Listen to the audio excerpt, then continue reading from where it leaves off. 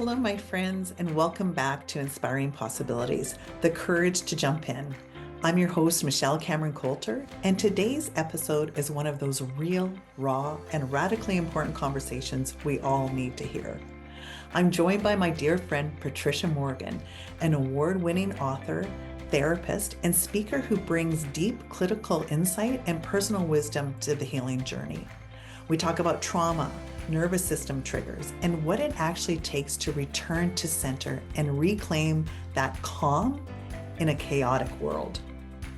Whether you're a high achiever, running on empty, or just feeling held back, you'll walk away with real tools and hope for what's next. And if this episode speaks to you, I'd love for you to check out my TEDx talk on letting go of perfection, or hop on the waitlist of the next I Am Pod's Inspired Action and Momentum Pod experience. It's where community, momentum, and real life breakthroughs happen. All the links and the support resources are in the show notes below. So take a deep breath and let's jump in. Hello, my friends. Okay, I am excited to introduce you to one of my dear friends who I've known for a number of years now, Miss Patricia Morgan. And our podcast is all about inspiring possibilities, the courage to jump in. And sometimes we don't know what holds us back. So I thought, I want to go talk to the woman who knows so much about what it takes to move past what's holding us back. Patricia's company is called Solutions for Resilience. She has a master's degree in clinical psychology, and she's a certified Canadian counselor and a counseling therapist. So she knows. And she is probably one of the most biggest, hardest, down to earth women that I know. So I'm excited to have you here and join me today for a special session on, really understanding what got you into what you're doing, what some of the biggest things that you've seen, and then how we can navigate that, because she also came out with a new book that's fabulous that we're going to talk about too. So welcome, Patricia. Glad to be here. I'm always glad to be here. So good. And we're actually in Patricia's home office, which I love. This is the first time taking the podcast on the road, which I love Yes. about being in your environment, Right. and surrounded by all the things that you have that really help make impact, and the environment that you create is huge. So I want to thank you for inviting me into your place. We can give you more of a tour, but anyway, tell me what got you into what you're doing. Like, what drew you to the work that you're doing right now? One word: pain. Pain. That brings a lot of people into the circle of what I'm involved with, which is healing the past. The past can creep up on us just like a shadow. All of a sudden, your light disappears and you're in this shadow, often filled with emotional pain and a lot of fear.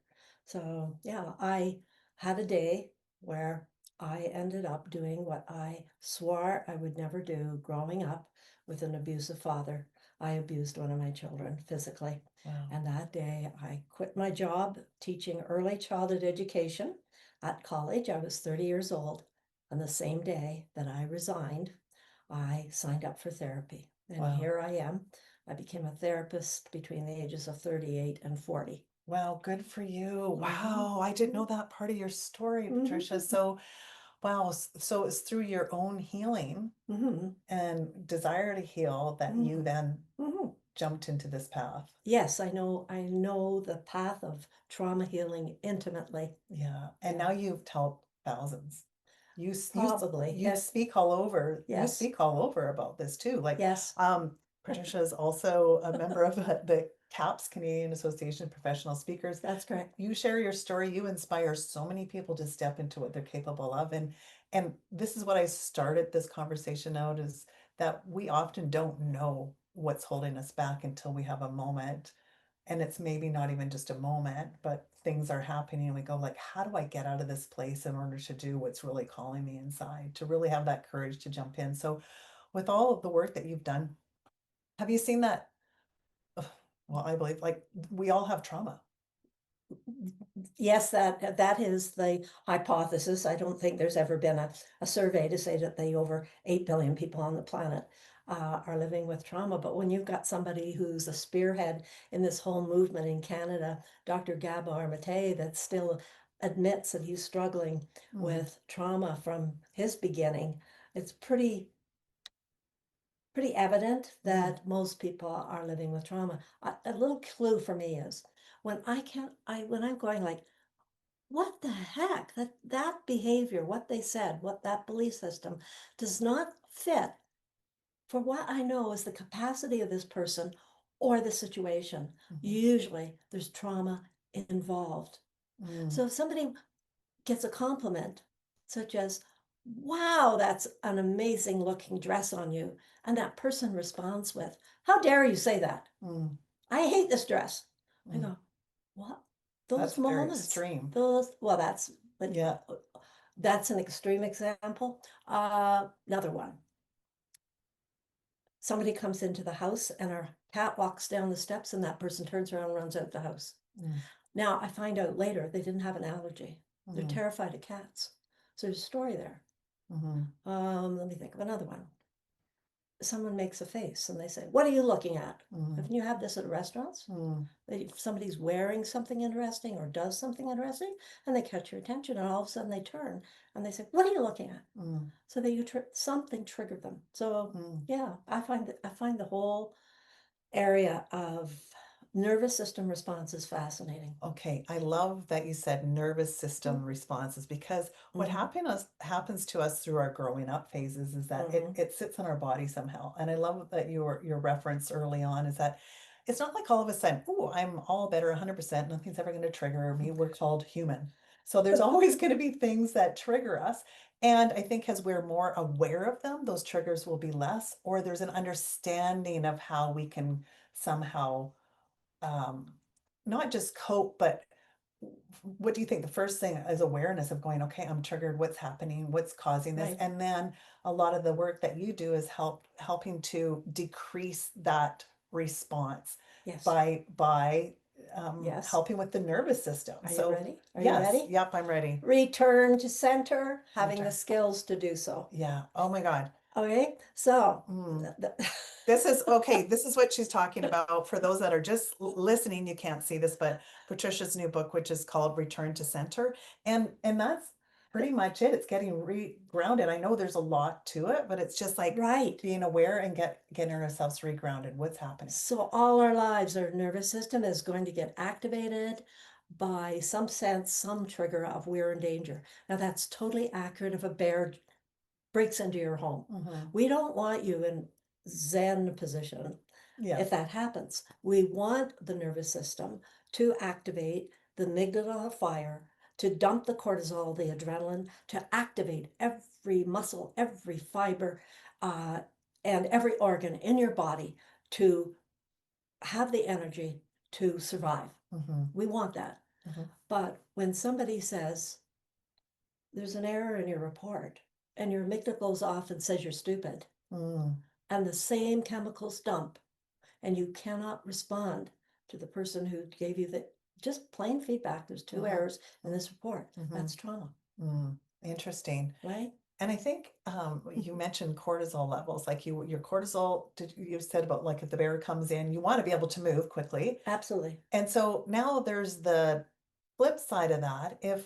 If we are entering a new situation, a new environment, a new opportunity that's unknown and whatever, those cortisol levels and that fear level can start and adrenaline can start coming up. And then how do you kind of go, okay, that's normal, this is new. How do I move through that? The easiest to move through, because I think we sit I'm talking about maybe two different things here right now, but I think as a society, our cortisol levels are so out the roof right now. We're exhausted because we don't know how to bring ourselves back to normal again. Right. All the inundated by social media, by on our phones 24/7, like our cortisol levels are out the roof. So this heightened sense of anxiety or feeling like, yes, I think it's closing us down. It can close us down.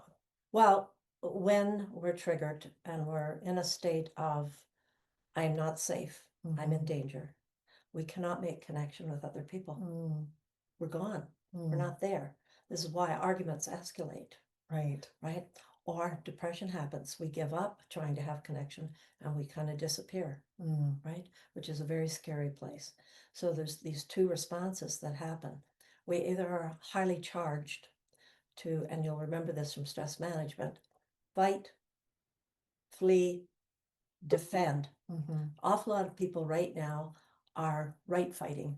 It's all over the planet. That's what wars are about. Who's right? Who's wrong? And it happens in homes as well. Domestic violence is who's right? Who's wrong? So the other response is I give up and I go into depression, despair, and that's where suicide lives. So that's why this is such an important conversation of understanding what are the things that we can do to start moving through that and have a healthier ecosystem with our nervous system. Like, what are some of the things that you see are the most important that we can do on our own, but then also look for where you can get that support too. Yes, mental health is certainly in the media right now. Thank heavens. I have young clients that I absolutely adore because they say, I tell my friends all the time, they should check out my therapist. They're very proud of having a therapist. I love it. They do. They do. I find that this generation, and we heard a little bleep bleep, and that's okay. That's real life. Yeah. That's my computer. Okay. I told Patricia when I started, I don't edit because it's everything that happens in here. So so someone's on our computer. If that's my computer saying there's an email coming. Yeah. But here's the thing, because we're sitting in real life when we do this, we can edit it out, but we're not going to edit that out in real life. We have distractions all the time. There's things that are happening. How do we continue to move forward? Even when that's happening, it can throw us off. But it's like, this is a real life example. Beautiful. It's like, beautiful. So if the first step that I would do or suggest that people do is make a list of what are the signals of danger for you. They might not make any sense to you. You don't have to understand them to do the list. Like, for example, signals of danger. Animals, places, people, smells. Some people have been in a fire. If they smell smoke, they will have the stress response. Depending on your history. And you might not even know, like, this is such a big question because it's now all of a sudden being aware, where am I triggered? Where do I, and I might not even have identified it as danger until you bring that up and say, where do I feel unstable or danger or disconnected. Okay. Not in the present moment. There's indicators for that. Okay. So if you have a flashback, like you're seeing a scene from the past, or you're unable to stay in the present, or in the long term, you're starting to have health issues, or you're having pause nightmares. for a second, because that's a really big one, the health issues one. I keep saying, like, our bodies are so smart. We take on what our body's holding. And so being aware of when you're getting consistent, reoccurring health issues. Oh my God, we're gonna have visitors all day. This is a popular woman. My apology. Does it pause? I can turn it off. Okay, we're gonna pause for just a second. Yes. And then she's gonna come right back. I'm back. We're back. Okay, I said I don't edit. She goes, you're the first I met. It's because a huge part of what I'm doing is to encourage us to let go of it having to be perfect. And so we did pause so we could turn it off, but it's because we don't edit life. Like, it's right now. That's right. And then how many times would I edit this over and kind of going, oh, it's not ready. It's not ready. No, I want people to experience the real conversation so that we can really step more into being who we are. Beautiful. Yeah. And the past is the past, and we can't change what happened. Exactly. So perfect. Exactly. And then lighten and we get to lighten it and be more fun that way. So Michelle, what was I saying? It was something brilliant, I think. Yeah, it was absolutely brilliant. So we were talking about the list. Yes. So what's that person, if you hear they're going to be at the wedding or party, you start thinking about, I might not go to that party. Yeah. You got that person? Most people have a person. Some people have more than one person. What's that one place that brings up emotions for you that some people will not go back to their home that they grew up in because there was so much chaos and pain there. They're not interested. Some people will not go to family reunions because there may be an uncle.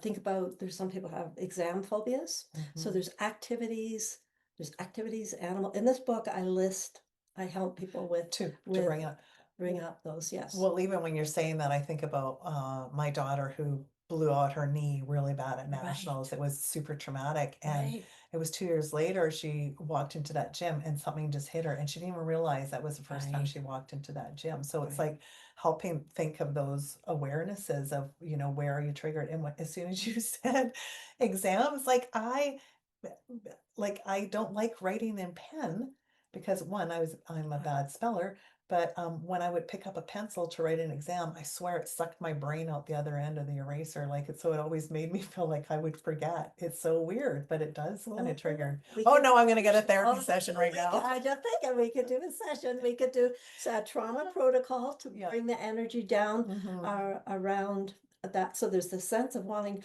to back up and flee Mm-hmm. from that situation. Mm-hmm. So these are indicators of this is what, classic unresolved issues. You have Yeah. an unresolved issue. Yeah. So most of us have them.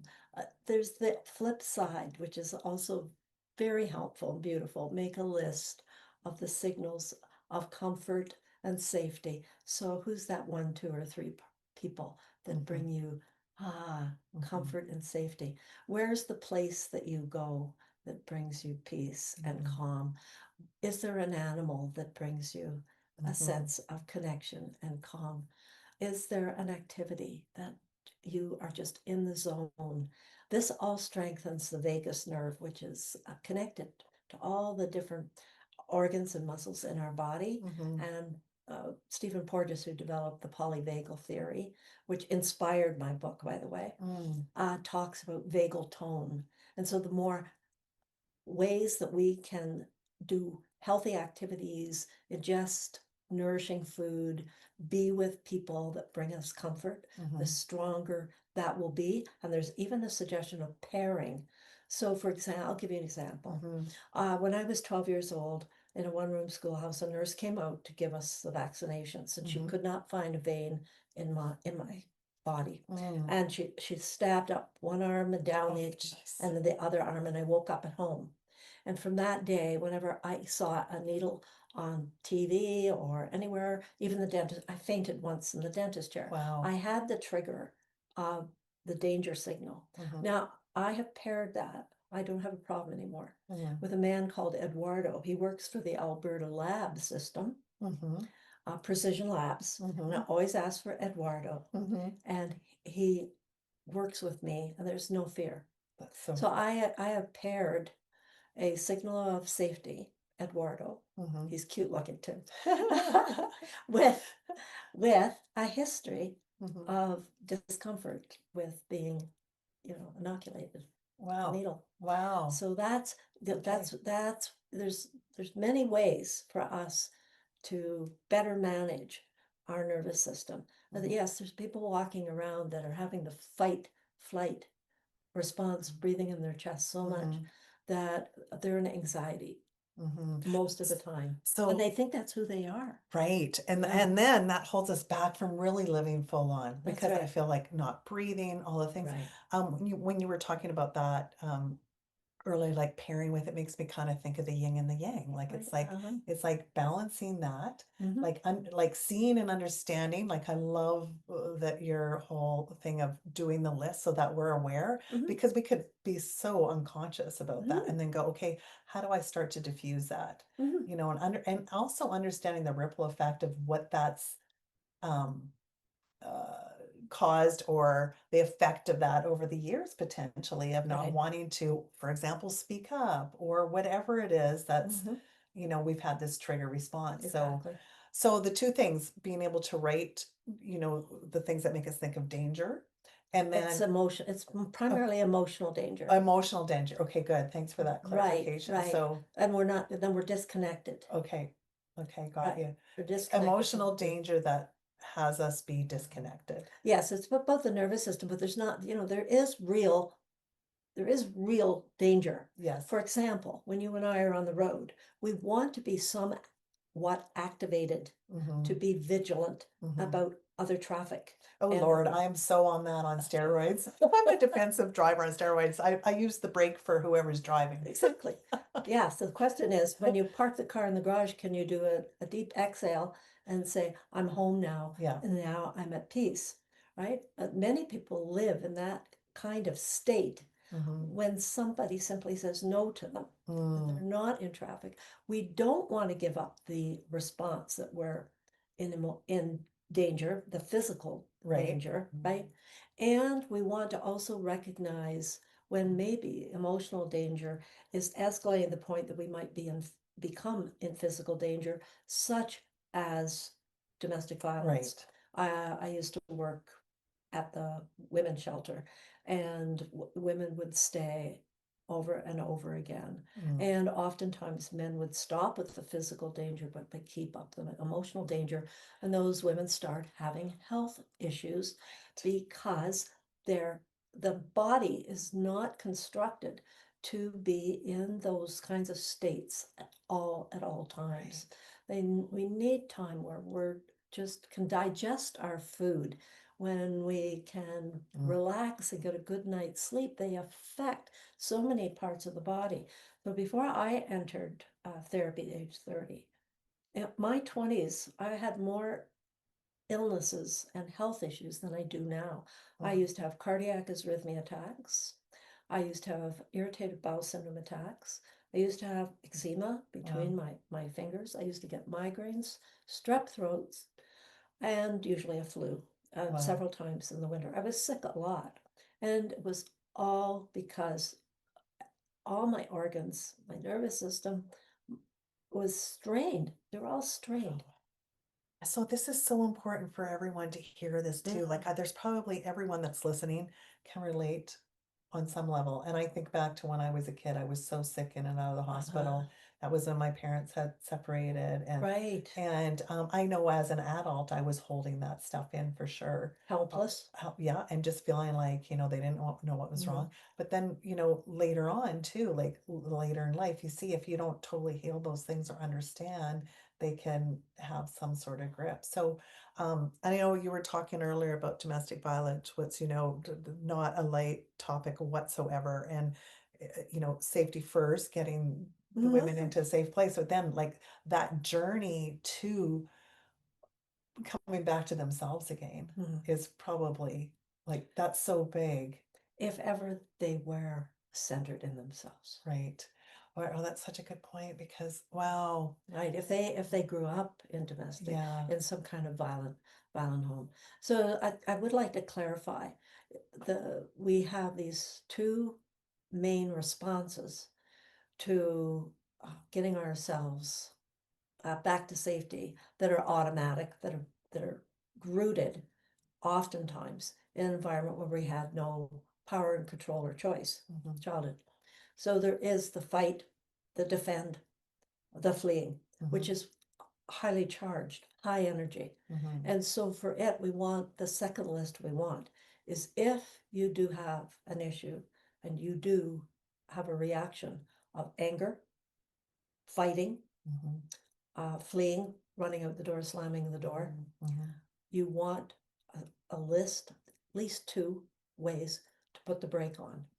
Now, classically, that's breathing techniques. Yeah. Okay. I love that. I have so adopted that now. Like I am telling you, that's my go-to. And all the years of not breathing through my swimming career, I always kind of wonder what happened. No, that's so big. And we underestimate, like I'll catch myself in a stressful situation and 100% I'm not breathing. Right. Yeah. The trick is, Yeah. doesn't matter whether it's box breathing or whether it's holding one nostril, breathe in that one, and then, you do this. You breathe in one and then you let it out. Yeah. Doesn't matter the technique. What matters the most to slow it down is the exhale. The slow exhale will tell the amygdala. Basically, I think of the amygdala as a little activated, cranky baby. And I'm telling the amygdala, we're okay. I might even hum. That's another thing you can do is you can hum anything to slow it down. So the exhale, and you can't think a crappy thought when you're humming. So there's a a few, and everyone sounds good humming too. Yes. No, it's slowing it down, right?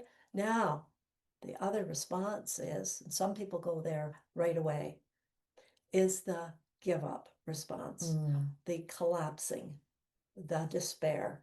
And that there's this belly breathing, deep sighs, sunken body, and it's like walking through molasses, and you need to add gentle energy. To refuel, to Yeah, like do not be doing deep breathing Yeah. when you're depressed.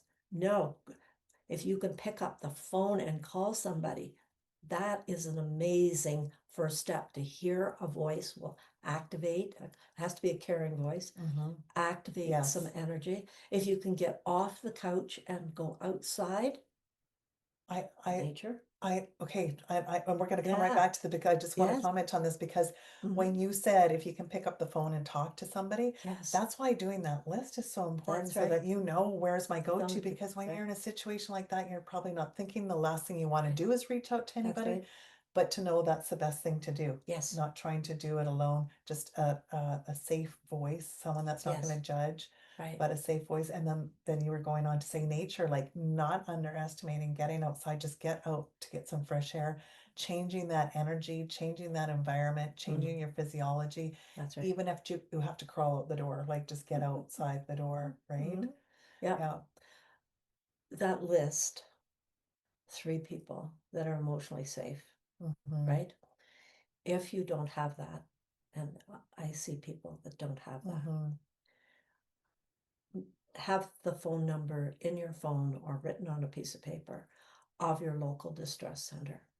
People do not spend a half a year to a year training to volunteer on the line and then be there doing sometimes a night shift from, say 12 midnight till 8 in the morning, and the phone doesn't ring. Wow. They want you to ring. Okay, so I want to pause here for a moment because this is so important to understand. Like, I think it's, correct me if I'm wrong, but I think it's natural tendency to not want to ask for help. Right. And I think that when we dismiss this or diffuse that or whatever it is, like feel like I'm all by myself and no one's going to understand. And I'm like, honestly, there's so many people that want to be able to be there and serve, and they're like you said, trained for that, the distress center. If you don't have those 3 people that you can call, like, please just like, that's the first step of like starting to diffuse this. That's right. Having somebody who actually cares and is there specifically for that. So, just knowing,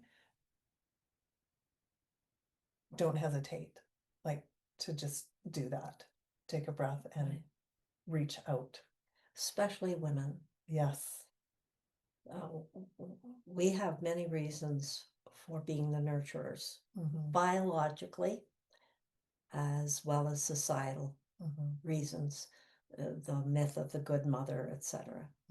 And so to ask for something for a good portion of women is challenging. And it's an honor.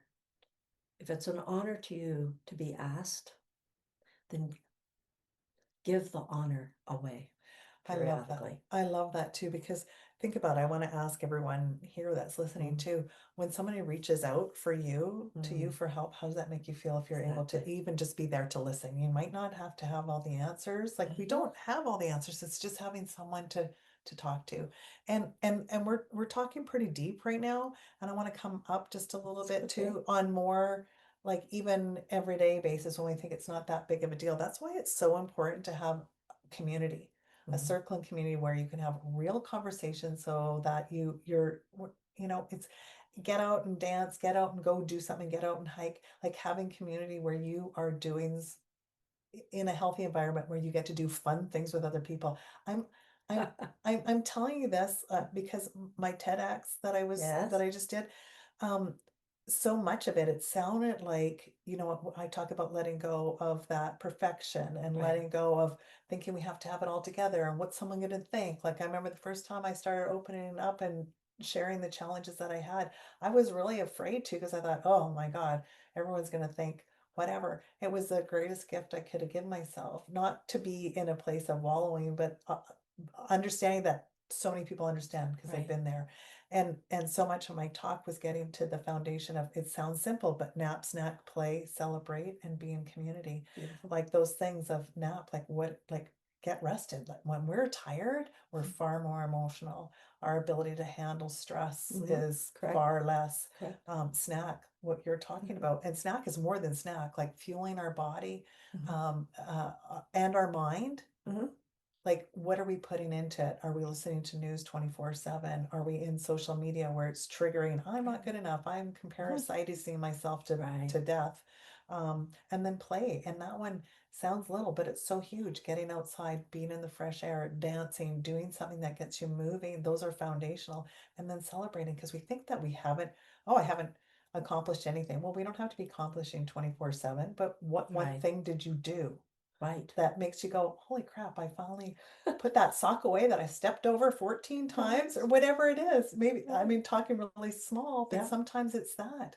And then community, because it's when we think that we have to do it on our own. Right.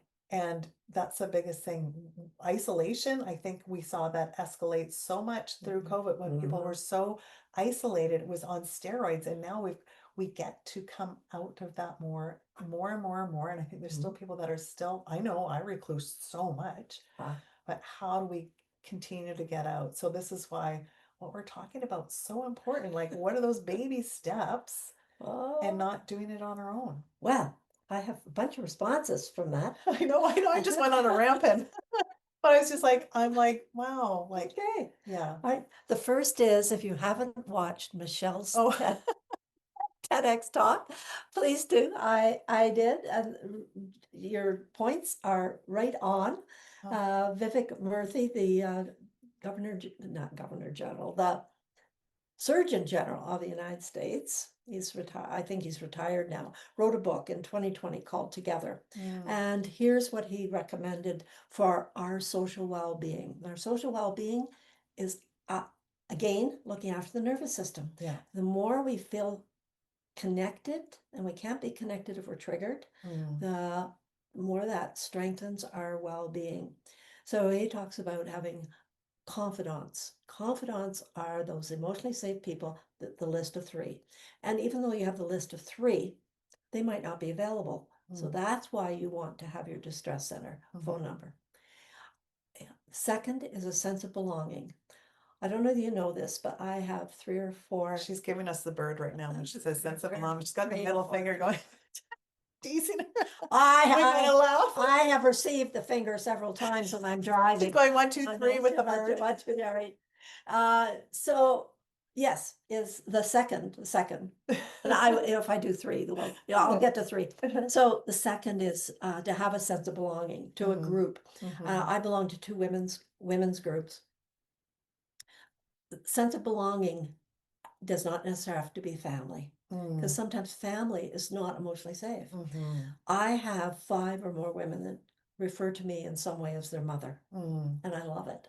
I've got Gannett who calls me her Canadian mom. I've got Jeanette who calls me her fill-in mother. I've got some other people call me their speaker mummy. And so I welcome that. I welcome that. So choose your family. It doesn't necessarily come through blood. Place where breaking bread and you have a sense of, I belong here. And the third is community. And that is a place you can offer your gifts, your strengths, and get appreciation. So sense of community is very important as well. So that's been supported by research. Play is a different aspect for everybody. And I want you to think about, what did you love to do as a child that you may be left behind and you want to resurrect? And that's fine, whether it's coloring in a coloring book or whether it's a skipping rope, it doesn't really matter. Find some, and if you have trouble with play, find some children to play with. They will, reignite. I think that's why grandkids bring the life back to the grandparents. Yes. Right? It's like remembering the things. And I love that you said that, find something that you love to do. Like, I can't even tell you how many people I know that have taken up painting and pottery and all these creative things, or singing or whatever, that they were told, oh, you're not good at that as a kid. And it's like, wait a minute, who says what's good? Like, so it's like enjoying that process, which is so important. That's a very good point you just made. When a client of mine says, oh, I'm not good at singing, I say, who told you that? Yeah. No baby comes into this world and says, I'm not good at singing, I'm not good at dancing, I'm not good at drawing. And it seems to be that up till about kindergarten, that a child doesn't judge or assess their capacity of drawing, singing, dancing, expressing. And then the system starts to move people. And I can't tell you how many little boys would just love to dance or maybe take ballet that their fathers have put them in hockey, where they really aren't very happy, right? So our society does beat out a lot of our passions, which is regrettable. It just made me think of that when you talked about hockey, and I had a conversation on one of the podcasts earlier with that Yes. amazing gentleman, Garrett, and we were talking about how kids can burn out from sports so early because they're pushed so hard. So again, getting back to we excel so much more when we're having fun Yeah. with what we're doing. Mhm. So much better for the nervous system. Yeah. Like really, what's the goal of it? Look at it. Like how many are going to go to the NHL? How many are going to go to the Olympics? How many like Right. it's like what are those things that are filling our soul Yes. that we have forgotten about, and to find that joy and fun. Like people often ask, because Al and I are both Olympians, what's your key with your kids? We're like, my biggest thing is have the most fun you can have. You know, Right. it really is. Right. You know, so getting back to that, but being told you're not good at this or you're whatever at that, and it's like, well, what if that little rebel comes out again and goes, or you let go of that judgment, and no one's ever fearless, but it's having the courage to, what if I just tried playing around with this a little bit? And Yeah. that's what so much about the passion and mission is, like having the courage to just go play a bit more, explore, find out. You don't know what's going to unfold. And like, look how good that's going to be for your body and your mental health and your well-being. I love Susan Jeffers' book. Just the title. All you need to do is follow the title. Feel the fear and do it anyway. Explore the world. Look at possibilities. That's all we really need to do. And people say, oh, it didn't work out. Well, that relationship didn't work out, or that activity didn't work out. But we have endless possibilities. There is a book by W. Mitchell. And it's I've forgotten the title, but his point is that if he's in a wheelchair and a burn victim. So he talks about, I lost the capacity to do about 20 to 30 activities, but there's 100,000 left for me to do. Yeah. So where you focus expands. Yes. You want to focus on how dreadful the world is and how your barriers and your limits, that's where you'll be. And if you want to open possibilities, then the world expands and draws in these possibilities. It's pretty amazing when people say something like, I've been thinking of, or I've been dreaming of, and all of a sudden people start saying, well, I know somebody, or have you gone there, or have you looked at this website? And the possibilities just bubble up. Yeah. Oh, I sometimes I'll show you a little something I do when people get into the little child pity party, or the defending and the fighting back, and don't tell me I can do what I want. I know I can't. Like they defend almost their limits, their limitations. I know. So I do this weird little thing sometimes, and invite you to do it too. I just pinch my ears and I pull myself up, and it pulls my spine up. And then I say, okay, from this place, I'm looking at my whole life, my beliefs, they're just beliefs. They're not facts. They're not true. I can't touch them. And what are beliefs? Beliefs are thoughts that I had or were given to me by the adults in my life, the influencers in my life. And I repeated the thought over and over again. That's all a belief is a thought repeated over and over again. And it's up to us whether we want to hang on to the thought and belief or whether we want to let it go. But from this adult, I call it the return to center place, or the wise adult self. What are the possibilities? It's a very different view. I love that. Ooh, okay, that's a good little exercise. What other little gems from your book? And I'm gonna share this. I'll share all of this in the notes from the podcast. But other little gems, if you had to pick two more things out of here, what would be two more like great tips? Okay, so Have a little bit of a menu if you get triggered publicly. What's going to work for you publicly to bring yourself back to center? And it can be simple as, excuse me, I need the washroom. Right? You go to the washroom, pull yourself together. Splashing some water on your face can rejig just sort of like we do a reboot on the computer. Yeah, like that. So think about what you can do in public. I have a menu of what you can do in public when you get triggered. Then I have a menu of what you can do when you're just at home. For example, yoga is taking up yoga is a good practice, right? Good. Yeah. Then the third is, if you're stuck, seek help for sure. That's it. So good. Have someone you can talk to. What about tapping?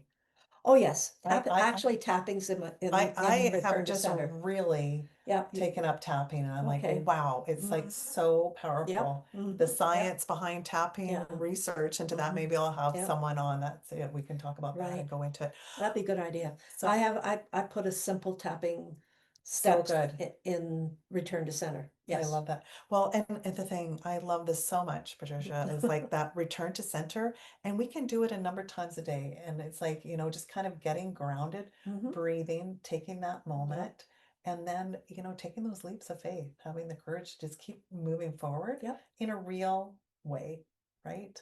In a real way. Okay, I always love asking this question. Okay.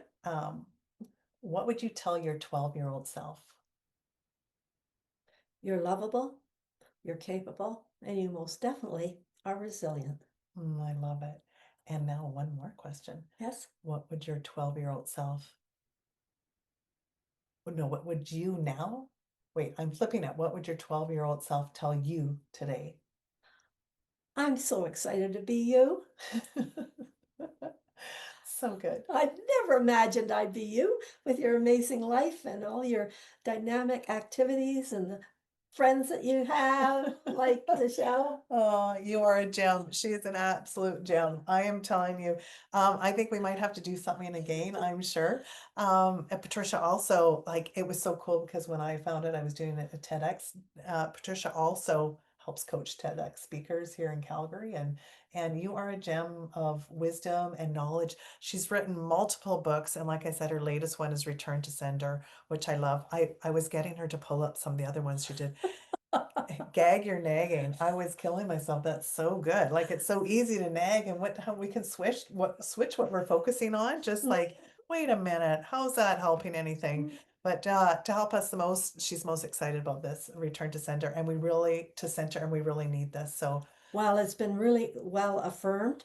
I don't know that you noticed, I have an endorsement by Dr. Vincent Cavello, who is out of New York City, and he works for the World Health Organization, and he endorsed it.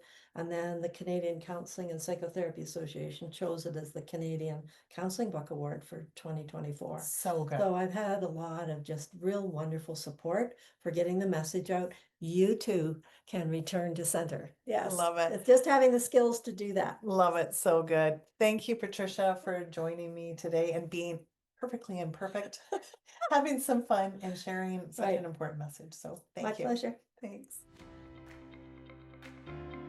Wow. I hope you're feeling as seen, grounded, and uplifted as I am after that conversation with Patricia. Remember, you're not your triggers. You're human. And the more we can meet ourselves with understanding, the more we can return to center and move forward step by step, breath by breath. And if something stirred inside of you today, please don't hesitate to reach out for support. I've included a list of helplines and resources in the show notes, and you're never alone on this journey. And hey, if you love this conversation, I'd love for you to check out my TEDx talk, How to Move from Perfection to Possibility. It's a powerful message of letting go of pressure, embracing realness, and finding the courage to jump in, even when it's messy. You can find the link in the show notes or head over to YouTube and search my name, Michelle Cameron Coulter. Don't forget to hit follow, leave a review, and share this episode with someone who might need a reminder that healing and joy are absolutely possible. Until next time, remember to nap, snack, play, celebrate, and surround yourself with people who remind you of what's possible. Take care until next time.